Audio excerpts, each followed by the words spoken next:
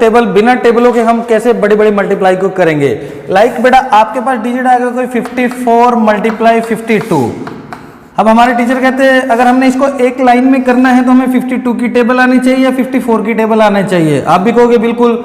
Example के तौर पर बेटा यहाँ पे 34 को यदि हम 12 से मल्टीप्लाई करें, जिसको 12 की टेबल आती है वो तो बेटा इसको कर लेगा एक लाइन में, लेकिन अब 52 की टेबल तो आ नहीं सकती, 54 की भी नहीं आती, लेकिन हम फिर भी एक ही लाइन में इसका आंसर कैसे करेंगे।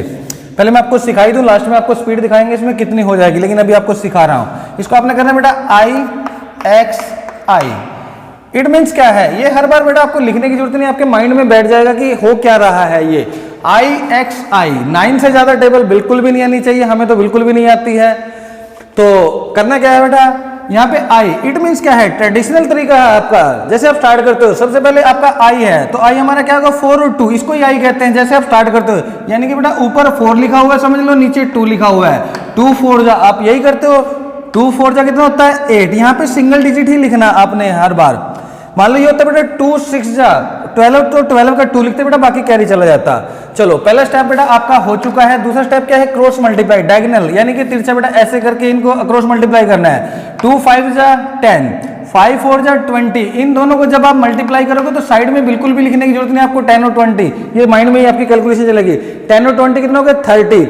आपने 30 को ऐसे लिखना है 3 0, 0 और 3 मत लिखा करो, 33 और 0 ही होता है, 0 3 थोड़ी होता है, वो तो 3 होता है। तो 2 4 जा 8, 5 2 जा 10, 10 और 20 30। 30 में कोई कैरी मिला नहीं था, कैरी मिलता तो उसको ऐड कर लेते हैं। उसके बाद मैं कहता हूँ आंसर ही हो चुका है। पहला स्टेप भी आपका बेटा हो चुका है। दूसरा स्टेप क्या था, एक बार जिसको दिक्कत आती है, देखो यहाँ पे हमारा 5 था, ये वाला 5, यहाँ पे हमारा 4 था, इट मीन्स ये 4, यहाँ पे हमारा 5 था, ये वाला, और यहाँ पे ये 2 था, ये, इनको हमने मल्टीप्लाई किया तो 30 एडिशन बन चुका है इनका। 30 की 0 कैरी, ये 3 चला गया। उसके बाद लास्ट क्या है I मीन्स ऊपर भी 5 है नीचे भी 5 है। 5 5 से कितना हो जाएगा 25, 25 प्लस 3 कितना हो जाएगा 28। तो ये आपका आंसर बन गया। देखो कितनी जल्दी। अब टेबल की आपको जरूरत ही नहीं पड़ी, ना 52 की टेबल ना 54 की टेबल। दूसरा एग्जांपल देखें एक बार आप, बिल्कुल सबको सब अच्छे से समझ में बेटा 96 मल्टीप्लाई 25, इसको आपने मल्टीप्लाई करना है। अब कैरी का मैंने जानबूझ के लिए, देखो सबसे पहले भाई आपने IXI, सबसे पहले ये I पकड़ना है। इस I का मतलब क्या है 5 और 6 की मल्टीप्लाई। ऊपर आपके पास 6 है, नीचे आपके पास 5 है। सभी डिजिटों को मैं एक बार लिख देता हूं, सभी मैंने अलग अलग लिखे इसलिए। देखो बेटा इसको 65 को आपने 32 से मल्टीप्लाई करना है। कैसे होगा देखो बिल्कुल आसानी से। अब हमें ना 32 की टेबल आती ना 65 की आती, लेकिन एक ही लाइन में आंसर IXI। इसका मतलब मैंने यहाँ पे लिख दिया बेटा, इनका मतलब क्या है, इन दोनों को मल्टीप्लाई करना। 2 5 जा 10, ये 10 हो चुका है आपका। पहला स्टेप आपका बेटा हो चुका है क्लियर। दूसरा क्या है क्रॉस मल्टीप्लाई, डायगोनल, यानी कि 6 2 जा 12, 5 3 जा 15, 15 प्लस 12 27, 27 में इस बार हमारे पास 1 कैरी है। 27 प्लस 1 कितना हुआ 28। उसके बाद मैं कहता हूँ आंसर ही हो चुका है बेटा। दूसरा स्टेप भी आपका क्लियर हो चुका है। लास्ट स्टेप तो आपको बहुत अच्छे से आता है। उसके बाद अपने करना क्या है 3 6 जा 18, 18 प्लस 2 20, ये आपका आंसर हो चुका है 2080। देखो कोई टेबल का इस्तेमाल नहीं बेटा, कोई इस्तेमाल है ही नहीं है। एक और एग्जांपल देखिए आप, जैसे आपके पास डिजिट आ गया बेटा 86 मल्टीप्लाई 51, इसको मल्टीप्लाई करना। अब देखो हम IXI भी नहीं लिखेंगे बेटा, डायरेक्ट आपका आंसर होगा। देखो 1 6 जा 6, बहुत बढ़िया शाबाश।